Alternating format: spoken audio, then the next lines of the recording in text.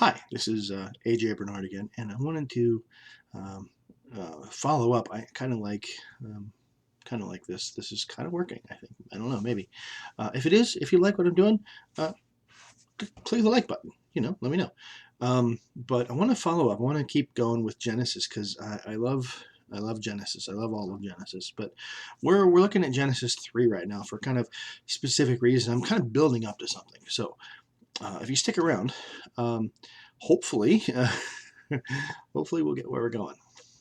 So let's read some more from Genesis chapter 3. Now, if you remember, yesterday we stopped and focused on Genesis 3:3.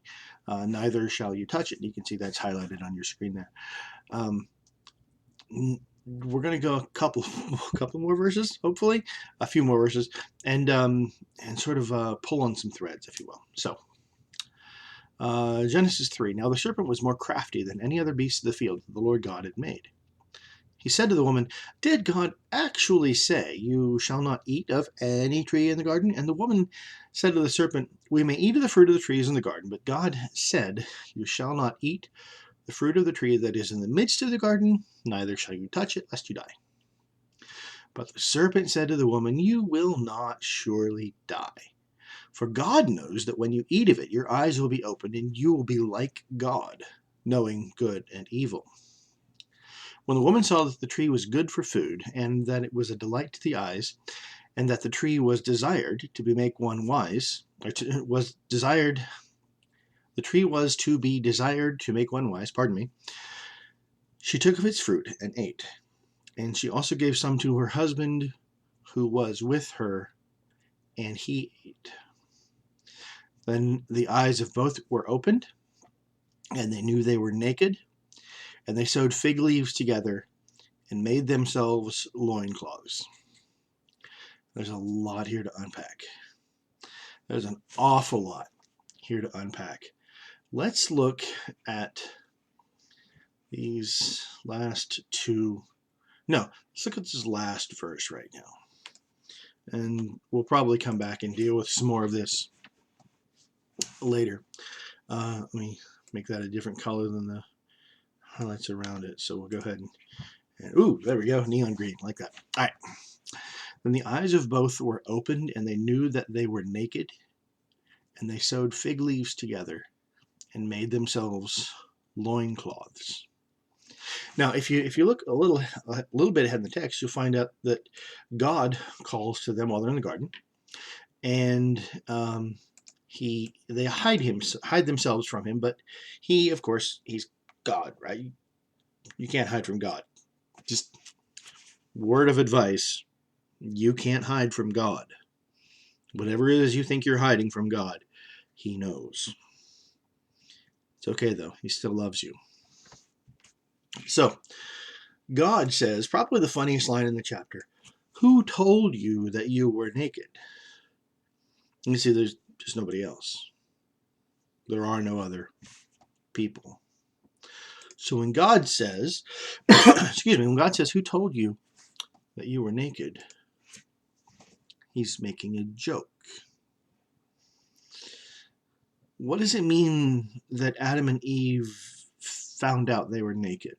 Now we ask the rabbis, how long were Adam and Eve in the garden before they ate of the fruit? And the rabbis will say 6 hours. I think that's what the Talmud says, that Adam and Eve were in the garden for 6 hours. But I think that it was probably a lot longer than that, because Adam had time to name every animal on the planet, and he did all kinds of things. He fell in love with Eve, and they got to know one another. They got married. So I'm thinking it was probably a long time they were in the garden. I don't want to speculate here, but they were in the garden for a long time, and they didn't know they were naked. I don't think that's right. I think they weren't naked. I think they were covered with righteousness. That they had a very different form, a very different bodily structure than we have today. Um, Jesus talks about being clothed with righteousness and having the wedding garment, the proper garment for the wedding. Um, um, the Bible often talks about being clothed with righteousness and putting on the Spirit like a garment. And so I think that's probably what's going on here. Adam and Eve were clothed with righteousness. Adam and Eve were clothed with light. They were clothed with holiness. And it was their own holiness. They were pure and perfect. And then all of a sudden, they were not. And the eyes of both were opened, and they knew that they were naked. And they sewed fig leaves together and made themselves loincloths. Now, the fig leaf becomes a symbol of the pornography industry. Ancient some of the more lewd ancient sculptures would depict nudity, and later popes and priests and things like that would come along and cover the naughty bits with a fig leaf. And the fig leaf became a symbol of pornography, so that you would see, at least when I was a kid, when I was growing up, you would see that a magazine that had a fig leaf on it was going to show you dirty stuff. Now, you no longer need the fig leaf because the dirty stuff is right on the cover here, but the fig leaf became a symbol of nudity and pornography. And that's fine, right? This is not a holy symbol. What happens is that Adam and Eve lost the righteousness that was covering them. They sinned.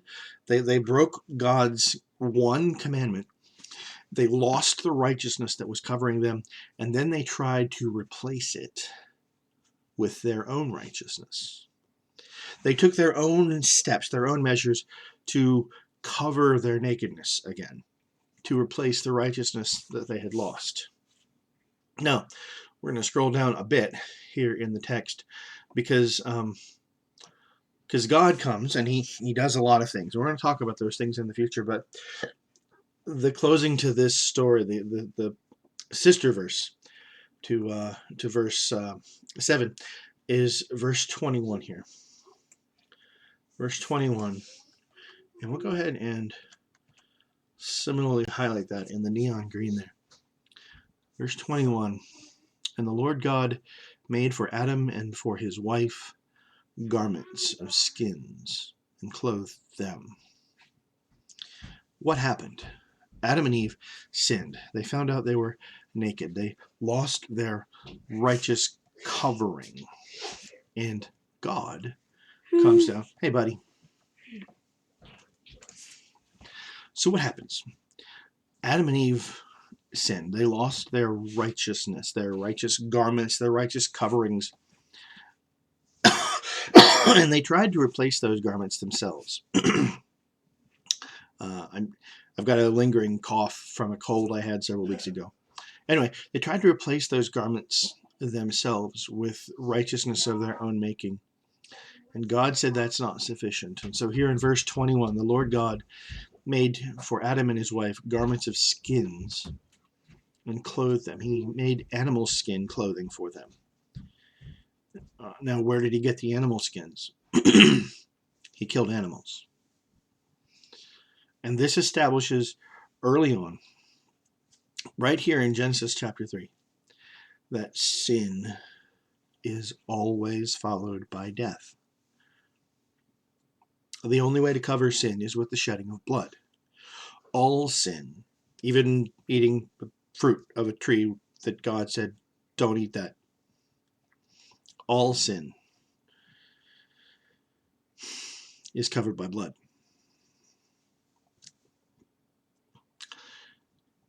So Jews look from this passage forward to the laws of Moses, where Moses gives the sacrificial rite for the covering of the sins of the people by the shedding of the blood of bulls and goats, pigeons, animals. But Christians look forward further than that. We see that the Levitical system of this temple sacrifice that Moses instituted, we see that as pointing towards something greater. We see that as pointing towards the cross of Christ, where the perfect blood, the only blood that could forgive sins, the absolute perfect sinless blood, was shed for you and me, in order that we might be clothed in the righteousness of Christ. Now that's the gospel, and I'm just taking this from Genesis chapter 3.